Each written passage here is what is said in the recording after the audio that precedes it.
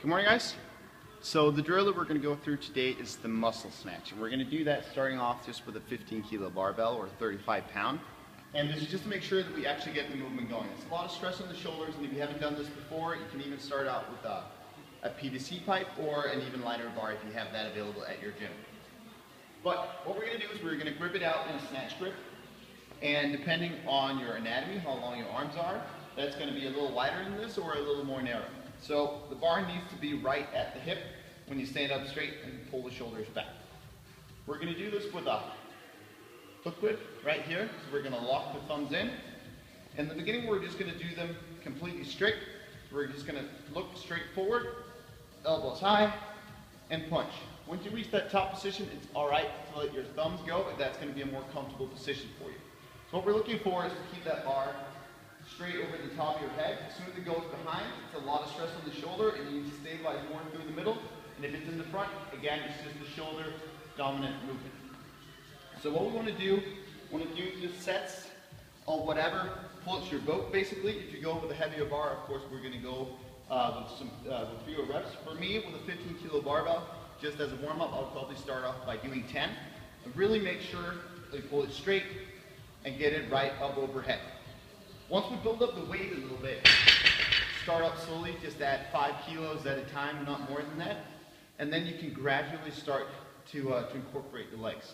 And what that looks like, we're going to start off just doing them from a high hang, which means that we're basically just going to go down to the top third of the thigh. Looking at it from the side, we want to make sure that the shoulder is in front of the bar. We want to maintain a shoulder width position with the feet, with the toes pointing forward, and a completely straight upper body. From here, we're going to stand, pull, and punch. And make sure again that we hit that position right overhead. One of the flaws that many people tend to do is that they roll onto their feet, pushing the bar away, making the snatch a glorified barbell swing, but that's not the point. If you see the weightlifting championships, only reason they can move that much weight around is because they're very, very efficient and they move the bar straight up so they can move themselves straight underneath. There's no way that anybody in the world can get 200 kilos overhead by just launching it with the hip. So neither can you.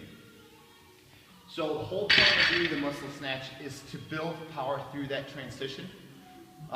One of the cues that a lot of coaches give when coaching the snatch is to just relax the arms and let the hips do the work, which is true, but as soon as the hips are done, you need to activate the arms and pull yourself in a position. The arms are used for positioning yourself underneath the bar and working this movement. Even though it might feel a little bit awkward in the beginning, it's going to be a very, very good tool for you to stay active on the bar.